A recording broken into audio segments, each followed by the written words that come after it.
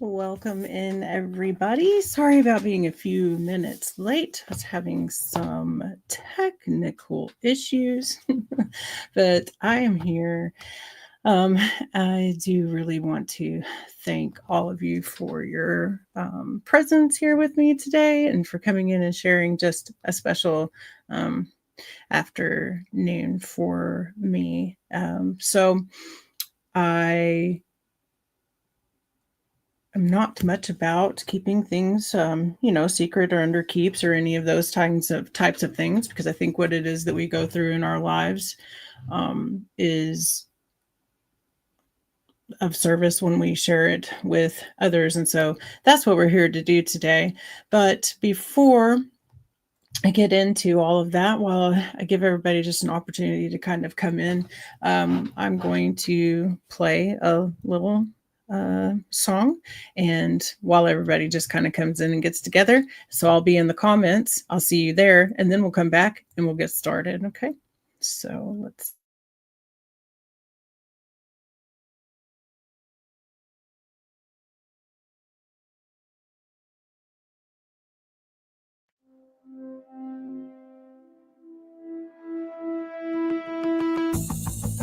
Flicker silence, breathe in the cold. She's almost here.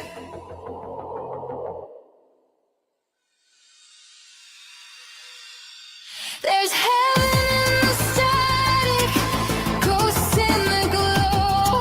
I saw my reflection in a world they don't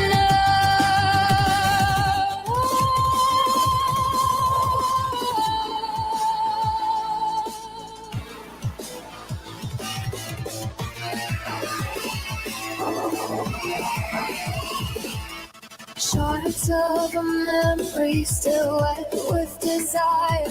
I dance through the embers of my own funeral pyre, and the signal is broken, but the silence divine. I built my own temple out of lost time. There's heaven static, a pulse in the noise, where the sacred gets savage and the quiet destroys. I fell into echoes where the shadows belong. I bled out in light just to sing my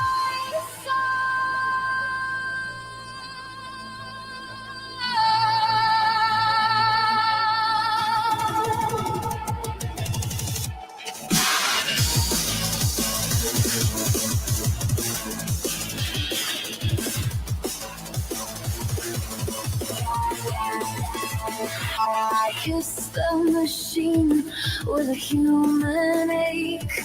Downloaded my sorrow for the algorithms to break. Glitch in my halo, dust in my crown. Still I rise from the wreckage, wired to the ground. There's grace in the voltage and truth in the hum. Even exile is holy when you don't run. There's heaven static, a pulse in the noise, where the sacred gets savage and the quiet destroys. I fell into echoes where the shadows belong. I bled out in light just to sing my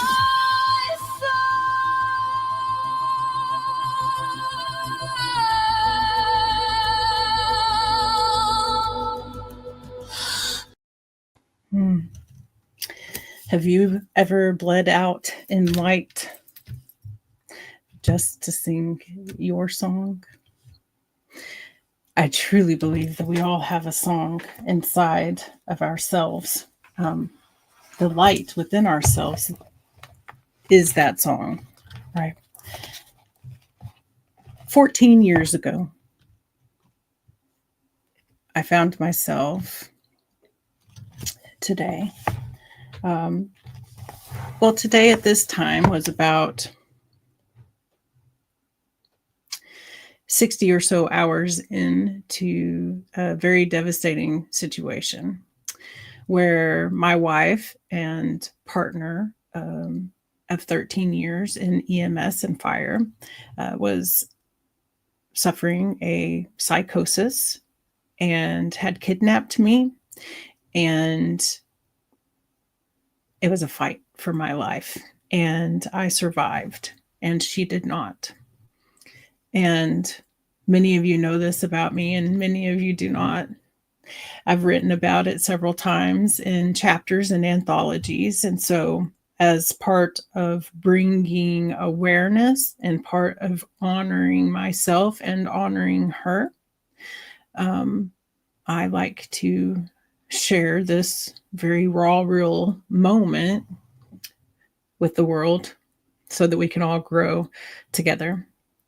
So one of the stories is where I'm going to start, and it's in the anthology done with Crystal Bay, or the Crystal Phoenix, and it's Phoenix of Resilience, Rising from the Ashes of Adversity. And this is a little bit of our how we met story. And the second chapter is inside of Beyond Boundaries, Thriving in Life's Gray Zone. And it's more about what happened in the specific 72-hour period, the last of her life. Okay, so here we go. Always Be Your Angel by Jen Lynn Ford. I am sorry that you have to see me this way. I will be your angel. That was the note that I left for my coworkers, my friends, the paramedics and firefighters who would hear the dispatch tones and respond to find me a colleague, the caller. It was cruel, I know. A Scorpio through and through. My exit was dramatic. But still, I didn't mean to ruin their sleep. It was 4:20 a.m. 13 years earlier. The first day of paramedic school, she walked in wearing a crisp black EMS uniform, shiny new shoes, and her trauma shears clipped backwards. An obvious rookie. At 5'2", she wasn't exactly an intimidating figure, but I had a feeling she could hold her own. During an initial assessment, the fire captain announced, "Ladies, you're not required to do as many pull-ups as the men." And without hesitation, she shot back, "Do I look helpless to you?" Jumped up to the bar and did 5 more than what was required. It was at that exact moment that I discovered 2 things. Spraying Dr. Pepper out of your nose burns like hell. And she was unlike anyone I'd ever met. That was how Amy always told the story of how we met. Followed by her favorite part, the year that she relentlessly invited me to camping trips, parties, dinners, and anything else that she could think of, only for me to continuously tell her no. I was a single mom of a 3-year-old, driving 150 miles round trip to be at school, and accomplishing this goal meant no distractions. I had tunnel vision, and she never seemed to mind, though. Every time I turned her down, she just laughed it off and tried again. It was 2 weeks before we graduated. It was a Friday, and normally that meant that she'd ask me to go camping, or it was her go-to suggestion, which I always turned down. But this time was different.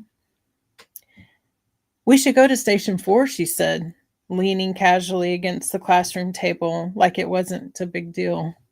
Station 4, a gay nightclub in Dallas, Texas. She motioned towards our classmates, the small but mighty group of LGBT folks who had managed to find each other in a sea of 30 recruits. And then she pointed to Rhonda, who was cisgender and seemingly terrified of everything. Rhonda gave an awkward wave, like she wasn't entirely sure what she just agreed to, but knew it was safer than saying no. We were the only femmes in the class, two women navigating a world dominated by men, where rookie was practically tattooed on our foreheads, and every misstep felt amplified. Amy was fearless, though. She'd call out anyone who underestimated her or made assumptions. And she had this way of owning space without apology when she was in uniform. I kept my head down and focused on my work, but that day something shifted.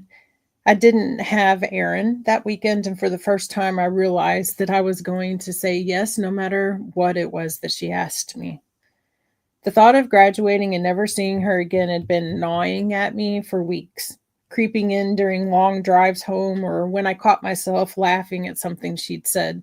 The idea of losing her felt heavier than I was willing to admit, even to myself. So when she grinned and said, "Come on, it'll be fun," I nodded. So I said yes to Station 4.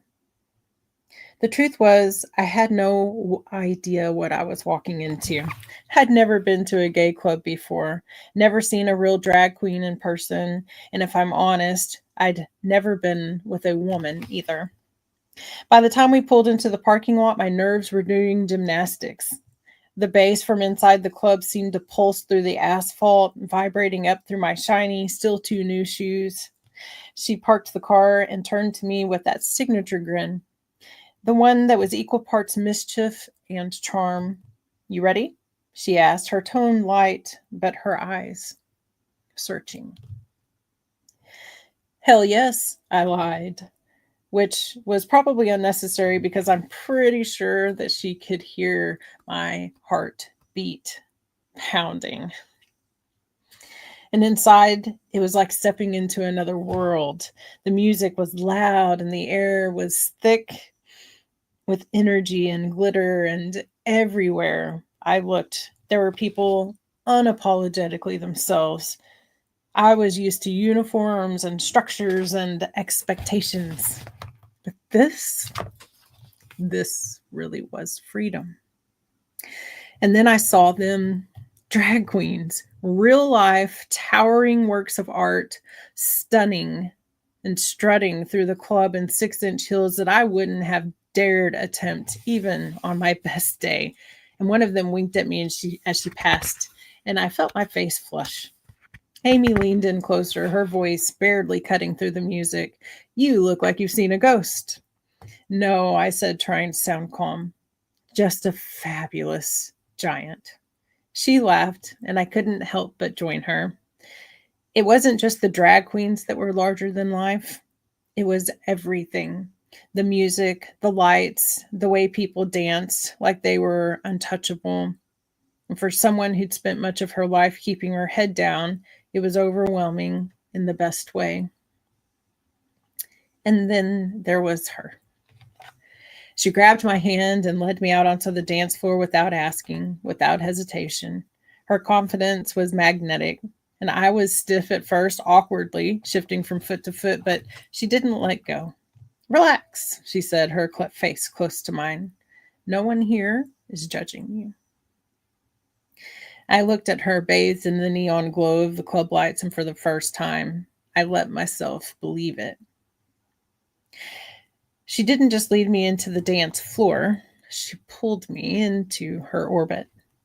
The crowd was a blur of sequins, sweat, and joy, and the music space thumped so loud it felt like it was rewiring my heartbeat. And Amy was already moving like the music, and it was just a continuation of her own pulse. She didn't do the awkward side to side sway most people resort to when they don't know what to do with their limbs. She danced like she owned the place, and I, on the other hand, was all elbows and nerves, though I had been dancing for most of my life. She laughed when I tried to mimic her, spinning me around before I could protest. "You dance like you're dodging bullets," she teased, but there was no malice in it. "You know, maybe Maybe I am, I shot back, though I was smiling. And she leaned in close, and the scent of her cologne cutting through the chaos around us. Nobody's aiming at you, rookie. I don't know if it was the music, the flashing lights, or the fact that her hand stayed firmly on mine the entire time, but for once, I stopped overthinking. She let go of my hand and threw her arms in the air, daring me to follow her lead, and for some reason, maybe because she made it look so easy, I did. And delivering. Skip the page. I don't know how long we danced, but eventually I wasn't trying anymore. I was just moving, laughing, and letting go in a way I hadn't in years, maybe ever. The highlight of the night was when a drag queen tall enough to block out half the strobe lights sauntered over to us, and she wore a sequined gown that sparkled like a disco ball and had on a blonde wig so voluminous it probably required its own zip code. "Oh, honey," she purred, looking at me up and down. "Who let this snack into my house without a proper welcome?" Amy burst out laughing as the queen took my hand, twirled me around, and dipped me like we were on the set of Dancing with the Stars. I squealed, not entirely sure if I was more embarrassed or delighted, and Amy was doubled over by the time the queen helped me back up off the floor.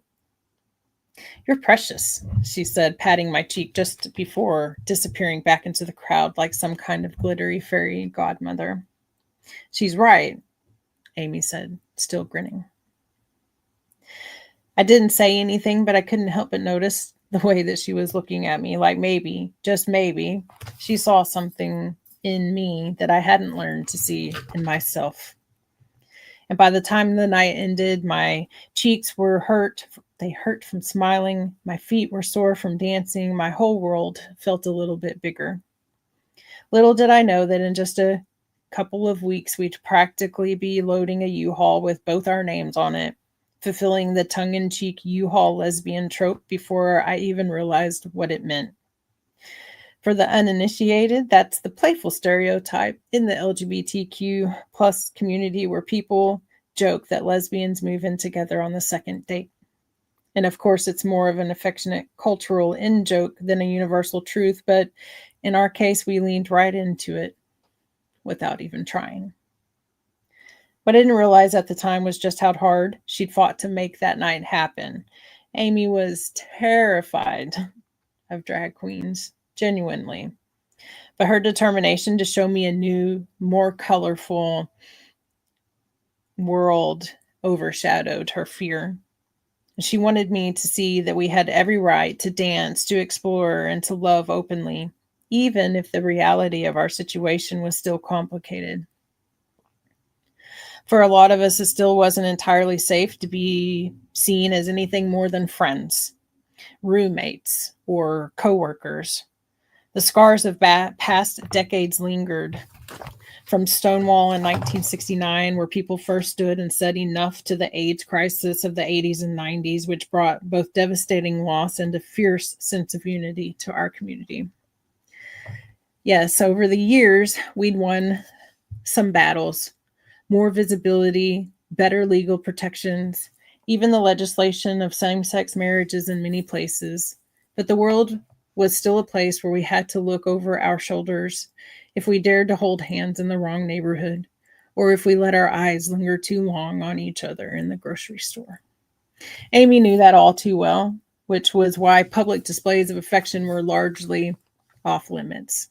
But that night, at Station 4, surrounded by glitter and music, we forgot to be scared and we danced until closing time, and for a few blissful hours, it felt like the rest of the world would never touch us.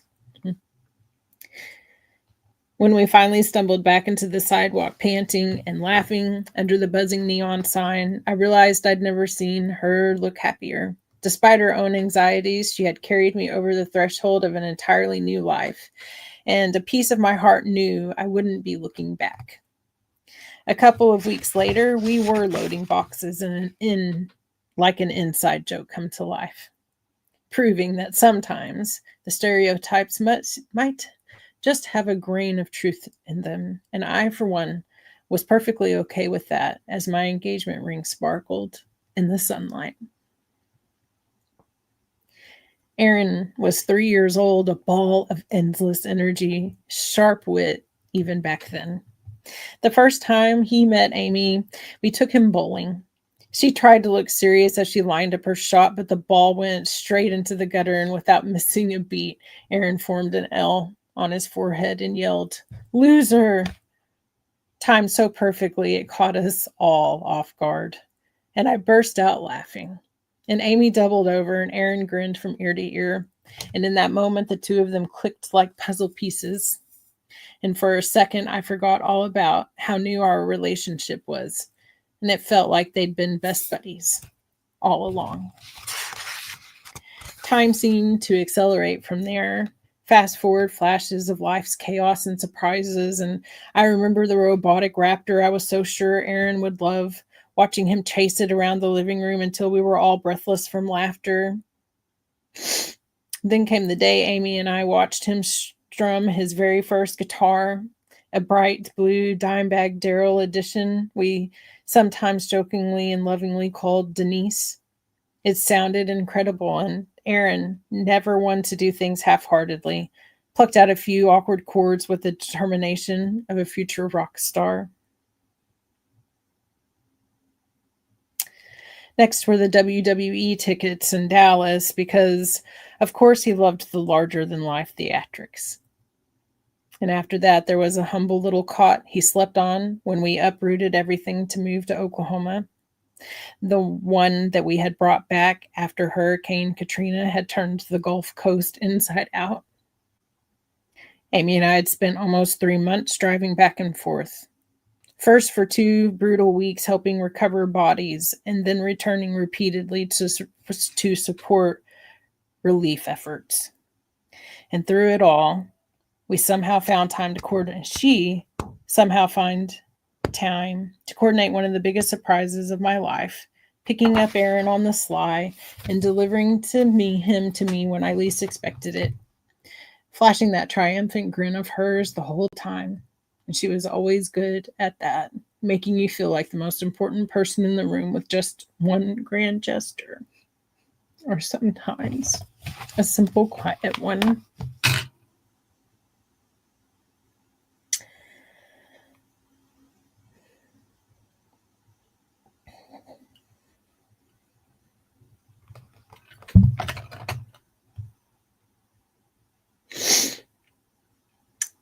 Something's not right. We need to go down there and make sure they're okay. Kaylee had tried to call a few minutes earlier, but as usual, the cell phone signal inside that old trailer was too weak. But I had a knot in the pit of my stomach that refused to go away. And just as I was trying to brush off my worry, Sarah came bursting through the door. Her cheeks were bright red, and she was panting like she'd sprinted the entire way. Aaron got caught on a hook, she managed to say. And I stared at her, not comprehending. What do you mean he's caught on a hook? He jumped off the dock and now he's stuck. He can't move. And that was all Amy, Cindy, and I needed to hear. We grabbed whatever tools we thought might help, needle nose pliers, random supplies from the neighbors, and we piled into the car, and the drive was a blur. We skidded to a stop at the dock and leapt out before the engine even cut. And there he was at the far end of the dock, barely able to keep his head above the waves. Exhaustion radiated from him, and he was fighting so hard not to go under. My heart lurched as Amy and I sprinted down the wooden boards in about 30 seconds flat, and by second 31, Amy was already in the water. And she swam around him, her arms sweeping under the surface, trying to feel what had him stuck.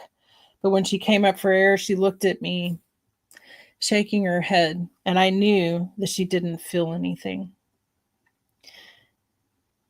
Buddy, are you sure that you're caught on something? And Aaron groaned, and his tears were mixed with the lake water. And I don't know. I can't move. And in a flash, both Amy and I realized what was really happening, though we didn't say it out loud just yet. Okay, Amy said gently. I'm going to try to lean you back so I can better see. If it hurts, you just tell me. And she eased him onto his back, and that's when we saw the swollen, angry marks on his arm. He hadn't been snagged on a hook. He'd been bitten by a snake, and the venom had paralyzed his arm. No wonder he felt like he couldn't move. Working together, we half lifted, half floated him to the nearest ladder and hoisted him onto the dock. And I dove back in and swam to the shore as fast as I could, yelling for Cindy to call 911. Aaron's dad, also a paramedic, was on duty that day, and we knew we'd need a helicopter transport to Dallas for treatment. By the time I made it back to the end of the dock, Aaron's eyes were glazed over. He was trembling. He was on the verge of a seizure, and I knelt down beside him, brushing the wet hair off of his forehead. It's going to be okay, I whispered, fighting back my own panic. And he met my gaze, and his voice shook, and he said, I know, Mommy. Nanny told me that it would be. And my heart sank a little. His nanny, his grandmother, had passed away 3 years before. Hearing him say that felt like stepping into another world. The helicopter touched down in a roar of wind and noise. I rode in the front. I couldn't see Aaron, but at least I was with him. And Amy and Charles stayed behind, forced to wait for a ride to the hospital. Hours passed before Amy finally arrived. She'd had to scramble for a friend to drive her all the way there. Even though we kept her updated on Aaron's improving condition, she never really truly forgave herself for not being right there beside him in the helicopter, and it weighed on her for a long time, and I understood why. And in the end, Aaron pulled through, but that day remains burned into my memory, a stark reminder of how quickly life can veer into chaos.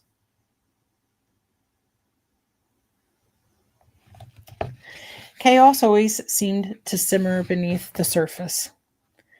I did my best to shield Aaron from it, but when you constantly walk on eggshells, it's hard for a kid not to notice. 5 years before it all fell apart, Amy's mother had passed, and she never truly found a way to navigate that grief. And then the time that followed, she threw herself into her work, deploying to Hurricane Katrina relief, tackling grim emergency calls, anything to stay in motion. Meanwhile, I had been diagnosed with lupus and wasn't able to work, which just added a huge layer of stress. It was about a year after the day on the dock when the unthinkable happened. We lost Amy to suicide.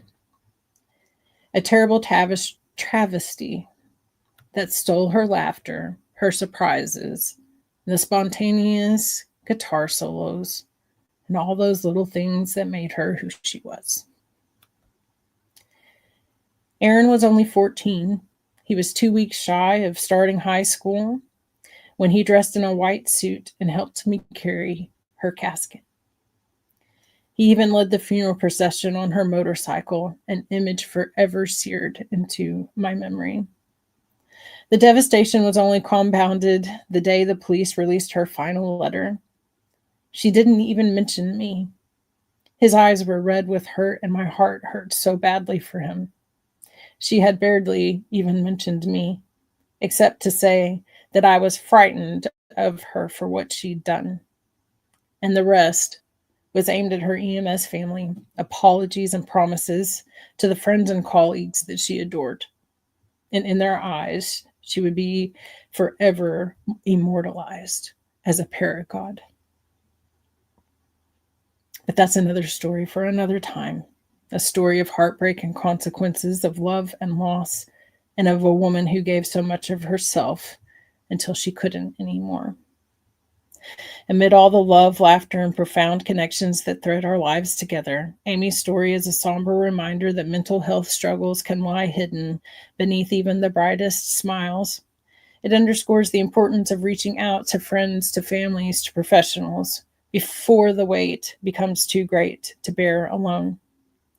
Honest communication can be the lifeline that prevents a moment of despair from becoming an irreversible tragedy. And professional support, whether through counseling, therapy, or crisis hotlines, can bridge the gap when personal efforts and community care are not enough. And above all, it is crucial to remember that you do not have to fight your battles on your own.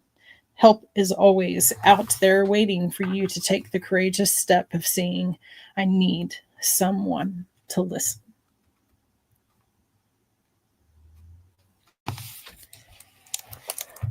It's the story of how we met. Once again, as in the phoenix of resilience from the ashes of adversity.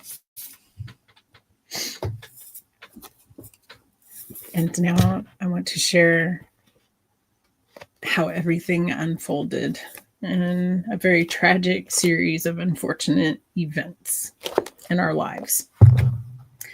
This is my chapter called The Seasoning in Beyond Boundaries, Thriving in Life's Gray Zones, a wonderful anthology with lots of beautiful friends.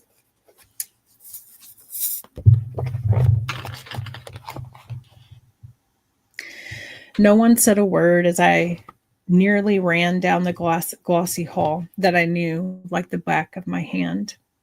I had been bringing patients into Trauma Bay 1 for years. Besides, amongst cohorts, when an incident involves your own, there was a silent oath in place. Stick to the facts and only intervene when you absolutely had to, which is why they also didn't mention that my wife wasn't alone.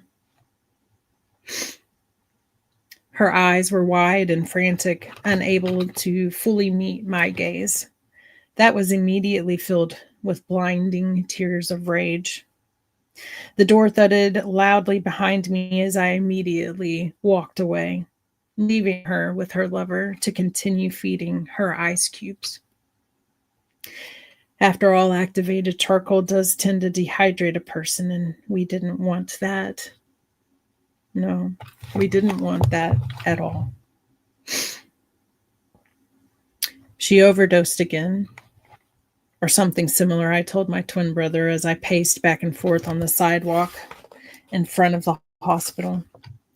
I took another long drag off of my cigarette, allowing myself to get lost in the sound and the sizzle of the paper and the tobacco as it burned increasingly closer to my fingers. I lit another one and continued carving a path with my footsteps like so many others had done before me while they processed whatever had brought them in the front of any and every hospital, USA. When I went back into her room about an hour later, Amy was alone. The sickening mixture of vomit and perfume assaulted my senses, and I could feel my body revolt and prepare itself to flee again. But this time I took in a deep breath and I used it to build resolve to remain still. There were no words exchanged. I stood across the room, my body pressed against the hard wall, and the caseworker peeked her head in, motioning me to come out into the hallway.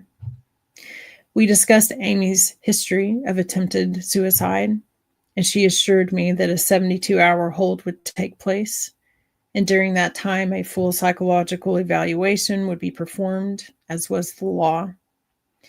She handed me some pamphlets of organizations that could support me if I so choose, ones that I regularly volunteered at. No way I was going to remove the veil into our personal lives this way. This was humiliating enough. At least the first time, Amy had had the courtesy to do this in a different jurisdiction where we didn't know anyone. Much later, after talking with the caseworker, police officers, nurses, and doctors multiple times, I was hit with a cold slap of a startling decision. They were releasing her. On second thought, I realized that I wasn't surprised, not really. Amy was very believable, and she knew exactly what to say for her assessors to believe that she had only felt overwhelmed for a moment, and that she didn't really want to harm herself or anyone else. And with that, I was handed another stack of paperwork to do a follow-up on our own, and we were sent on our way.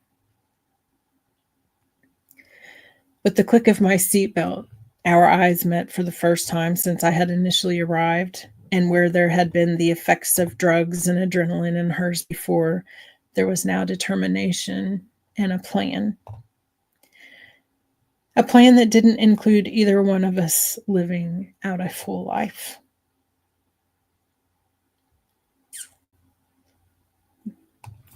If I can't have you, no one can, she had said.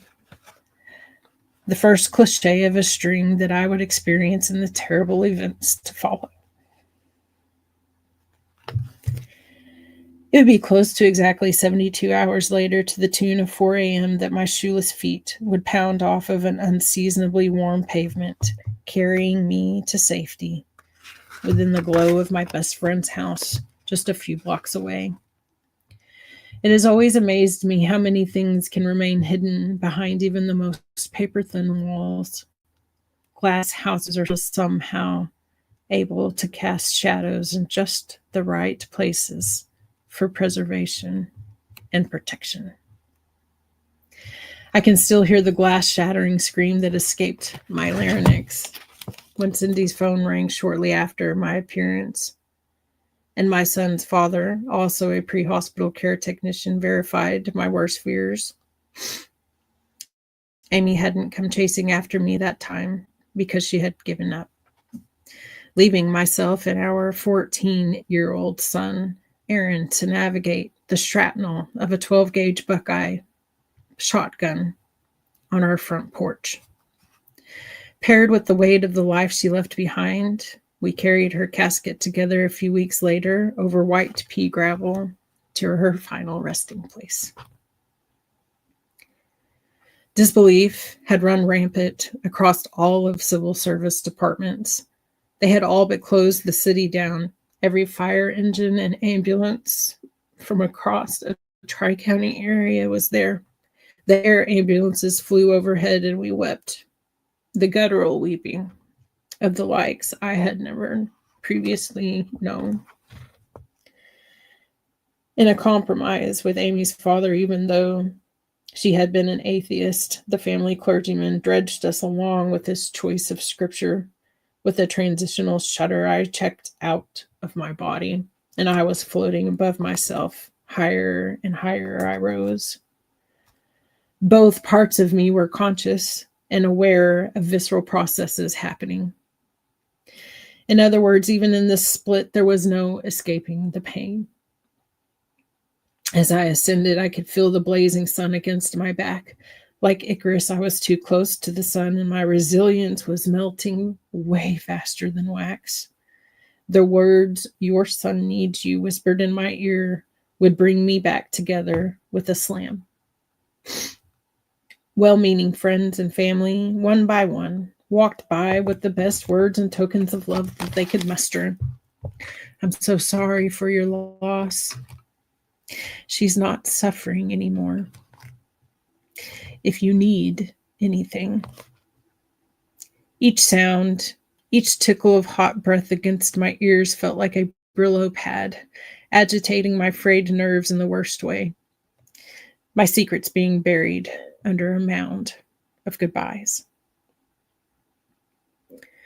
Foolishly, I had believed that I could keep them buried far below the surface of the naked eye. After all, no one really cared about the truth or knew how to process any of it. The lack of emotional processing had been the missing ingredient the entire time. Amy was the fourth paramedic to take her own life that year in our small community. And I refused to share the full story and have her remembered as anything less than a hero, because that was the ultimate truth of her life. It has been 13 years, so why now, you ask? Well, I'm no longer naive enough to believe that my truth is any less important to be shared, or that the full truth takes away from the heroism of our lives. My son is grown with children of his own. Legacy is carried on the wings of vulnerability and authenticity, and their destination is freedom, and we are all worthy of that experience. These are the untold chapters of mental health stigma and how the consequences unfolded in our lives. Like a baby during a colic relieving car ride, she was asleep within minutes. Her body had been through the ringer, and there were still remnant effects of the barbiturates, anxiety medications, and sleeping meds that she had taken, a count of around 300 that she had ingested with alcohol to paint the picture better. All of the above exited her body, creating a pungent pool in the floorboard of my brand new car. She wouldn't wake for 6 to 7 hours. It took me 4 of them to slowly drag her from the car inside the house. My 5'2" frame was no match to her 6 feet of dead weight. She had brief moments of lucidity when she would threaten me verbally. I didn't antagonize her. I knew she was serious, but at the same time, I ridiculously felt safe in my own mind. She couldn't even keep her eyes open. And in the moments of her being out cold, I took action steps for the safety of us both. I went through the house and I bagged up every medication and supplement we had. I put them quietly in the dryer, not 3 feet from where she laid. We were house sitting for our landlords next door at the time, and I had also removed the one firearm in our possession to their house, had masterfully hidden it in their spare craft room underneath the mattress of the bed, and I had done this as quickly as lightning so that she wouldn't wake up and find that I had gone. We were well into the first 24 hours. I had managed to get her cleaned and into new clothes. The dried activated charcoal was like chiseling concrete off of a rose petal. She was beginning to stir more frequently and with more vigor, and her threats were becoming more intense. I personally called a private EMS service that Amy worked for to have her transferred to a different hospital than before, believing that they would surely keep her this time. But again, the systems in place failed us both. Amy would act as right as rain, as they would say, in the presence of hospital staff. She would answer their questions, smile even. And when they exited the room, her entire demeanor would change, and she would begin to threaten me, sneering, snarling, and even growling. When I went into the hallway to discuss her behavior with the nurse, Amy faked a seizure. And they knew that she was faking, but they gave her Valium anyway. And this was to aid in calming her down so that I could manage her into the facility that she needed to be admitted into had an opening. This was said to be approximately 2 days away. It was past nightfall again. She was awake and aware now. The IV fluids they had given her had aided in her returning to a normal physical state. She had taken the keys as soon as we were outside of the hospital doors. And she drove us to a little taco fast food joint, and we ordered food through the drive-thru, and I wasn't hungry. I was numb and I was afraid. How was I in this situation? And I felt the cliche of a Lifetime movie begin to play out. She drove us to a park and we sat under a tree. Eat, she commanded, because this is our last meal. I choked the lumps of food down as large crocodile tears ceaselessly flowed down my face, drenching the top of my shirt. All the while, my brain was scanning, analyzing, and evaluating for any moment that would serve as a gateway out. I also want to add that Amy was under a medical doctor's care for her depression and anxiety. We had been advised to follow through on cognitive behavior therapy and other modalities that were blown off and seen as beneath the realm of what was going to be helpful by her. I thought I had known what it felt like to want something so badly you would give anything to receive it. I thought I knew what it felt like to have that something in your grasp and have it slip away. I thought I knew a lot of things. I thought I had talked her down, changed her mind, and she finally seemed calm and convinced me that she had returned to her senses. And I was so very tired. Though I knew she could be lying, my eyes betrayed me and closed for 1 second, and I felt her climb into the bed beside me and lay down. And like a jack in the box, she sprang up. Where is the gun? She grabbed furiously. She began ransacking the house, looking everywhere. I was sitting up on the bed, but I was in the fetal position all the same. Pure terror was pulsing through my body. I began to pray and plead with the universe. You took it over there, didn't you? And she left out the back door, heading to the neighbor's house where I had hidden it earlier. I grabbed the keys to the car I had managed to wrestle away from her earlier and also hid. I ran through the house and out the front door. I slowed down and shut the car door quietly. My hands were shaking uncontrollably, and I dropped the keys on the floorboard.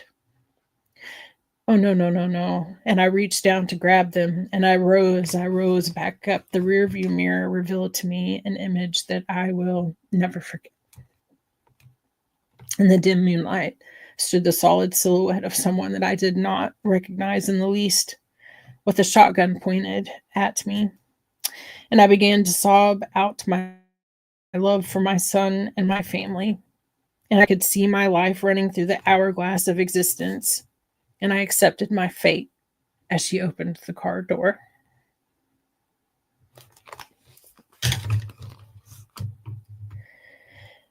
There are defining moments in our life when we have seismic shifts of our understanding of things outside of causality.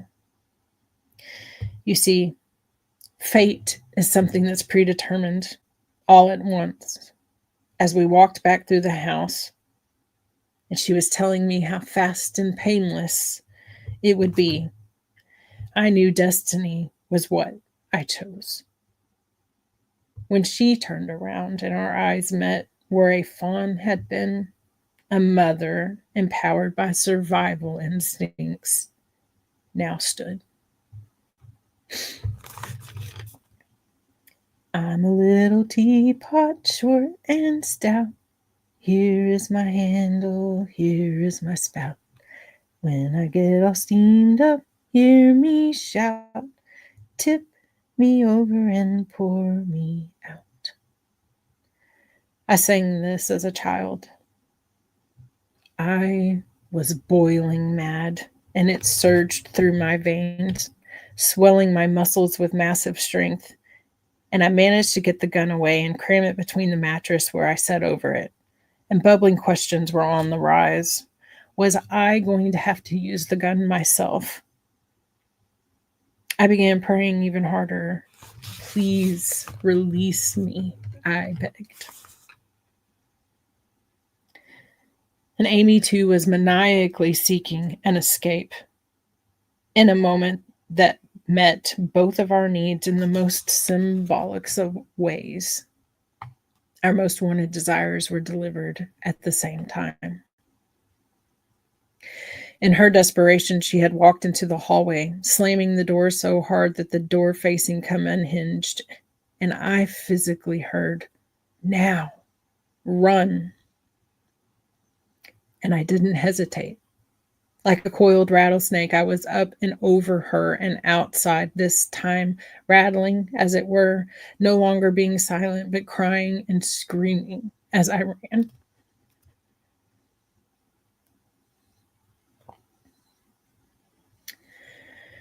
Rattlesnakes have a remarkable adaptability to their own venom.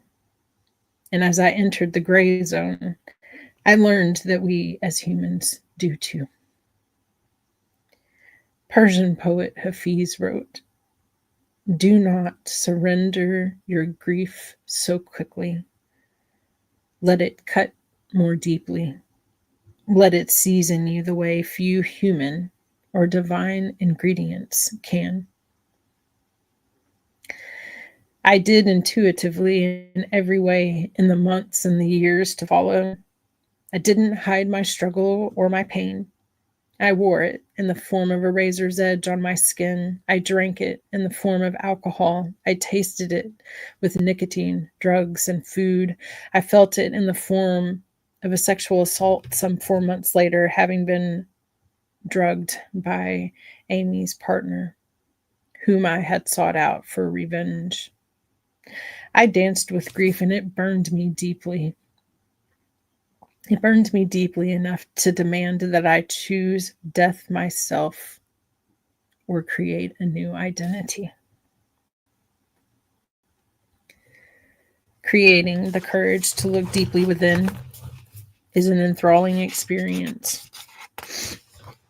When we look through the veil of cosmic illusion and lay our resistance down, we become open to receive grief's message.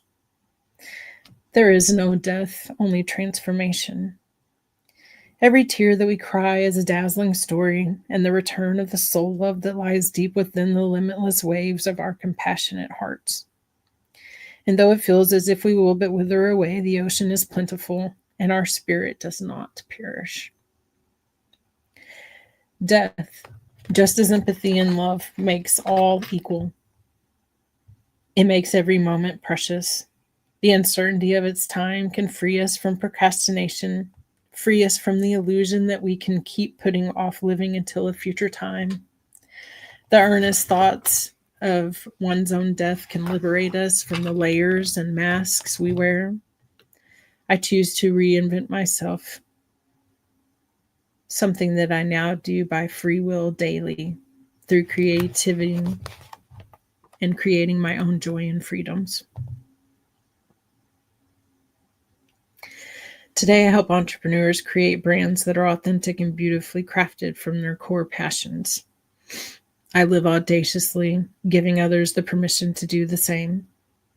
My son is also a paramedic and now an entrepreneur. We are survivors, forged in the fire and reimagined into thriving individuals living our best lives. If you or someone you know is suffering with forms of depression, post-traumatic stress syndrome, anxiety, grief, and thoughts of self-harm, know that you are not alone. You are thriving in the gray zone. It is difficult at times to see and listen through the murk of ourselves, but there is nothing wrong with you, only pain that needs processing through, skills that you do not yet have, or perhaps miscommunication between the chemicals in the brain and your body. If you remember only one thing from this chapter, remember to breathe. Your breath is the body's way to communicate safety to your brain, whether your body feels it is safe or not. This will allow you to access your executive function and make decisions that can support you in living. Your breath will also help to restore your body in any recovering. Will you breathe with me now? In through your nose for 1, 2, 3, 4, and hold and exhale.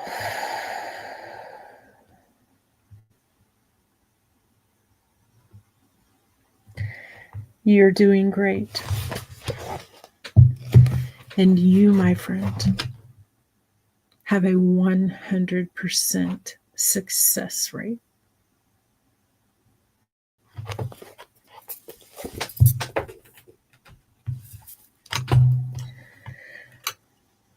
There's more to the story, and there's also another book.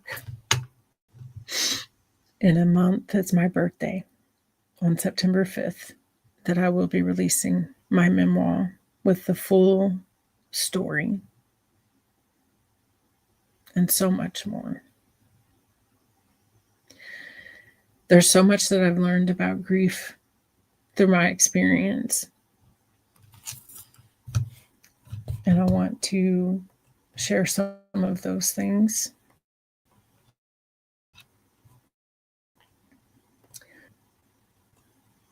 There is no right or wrong way to grieve. And it comes in cycles and shifts and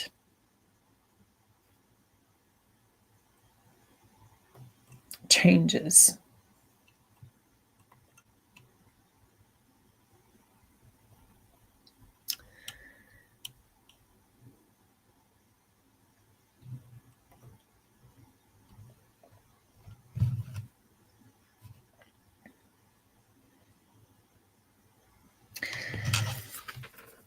It doesn't close like a chapter, right? It echoes as a frequency, much like anything else, long after the event is over. Grief has taught me that survival isn't silent, that it's screaming until your voice becomes a prayer, that trauma doesn't leave, it transforms, love doesn't die, it shape shifts, and that grief too is a form of devotion. I've learned to sculpt with it, to brand with it, to mother with it, to rise with it. Grief revealed to me that legacy is not what we leave behind, it's what we live fully in neon, in glitter, in barefoot sprints towards sanctuary. I've learned that breath is a miracle, that rage is sacred, that telling the truth heals others just by being witness. And I've learned to listen to my nervous system and to lead with empathy and to create safety in brand and body alike. And grief doesn't end us, it seasons us until we are bold enough to say, I survived this and I am still becoming. We did not die with her, we became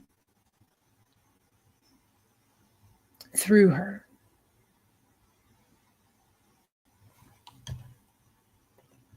And she through us. And I thank you for sharing in my processes in my life.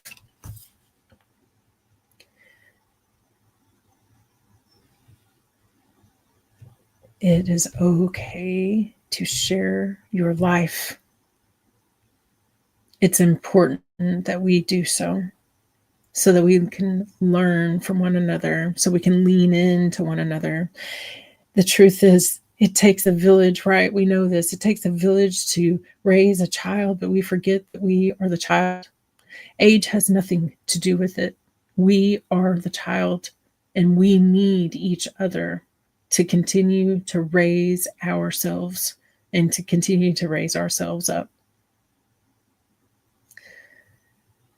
Thank each and every single one of you for your presence, for your own courage, your own bravery in your own life, the things it is that you have survived and that you have made it through. Because I appreciate you, and I am so honored to walk this path with you. Your own humanity is the answer to everything it is that you are moving towards and wanting to create. And more than anything else, the number one regret of the dead and the dying is not speaking their truth, not doing the thing, not starting the project, like not singing your song. So a lot of you know that I started a new project, and it is Sing Your Song. And we're having a very large special event in September 13th. A big fun event to have fun, but also to share what it is that we're doing. Over the next weeks, you will see that Jenlyn, UNBN, becomes Jenlyn SYS. You will see that UNBN, the company page, will no longer exist on any socials. You will see YouTube, Jenlyn UNBN, Engine to Heart going off air. And in its place, you will see Sing Your Song with my partner and co-founder in business, Carrie Core. and with other team members that are helping us with those projects. You will see Parlor 10. You will see me talking about a gathering called Connectic Frames, where we will come together and talk about the power of story, specifically through the medium of movies. We'll be doing that next week, and we would love to have you all join us. The movie that we're going to be discussing is Sinners. It is technically a horror genre movie, but I don't think it's too incredibly frightening. And I hope that if you're able to, maybe cover your eyes and then see through the graphics it is of what it is and see into the deeper story. And that's what we're going to be talking about. I appreciate you, HR for you, Sharon Byrne, Gregory Liverpool. Thank you all for being here, and anybody else that was also here listening, for really sharing this moment with me. Many times I've shared this story, and I have been told that that wasn't love, right? That was codependency. That was dangerous. That was an abusive relationship, etc. And what I want to say to that is that love is love, and it can be immature, and it can be incomplete, and it can be hurtful, and it can be safety, and it can be the rug pulled out from underneath you. If all things are love, and to love all, things return, then that's the way that I believe and process what it is that we went through, to hold the space for the complexity of the human spirit, our human emotions, and the experience of what really happened. So, again, thank you for listening, being here. I'm excited to share all the changes that are coming, and we will see you on Friday for the last episode of Engine to Heart. Bye.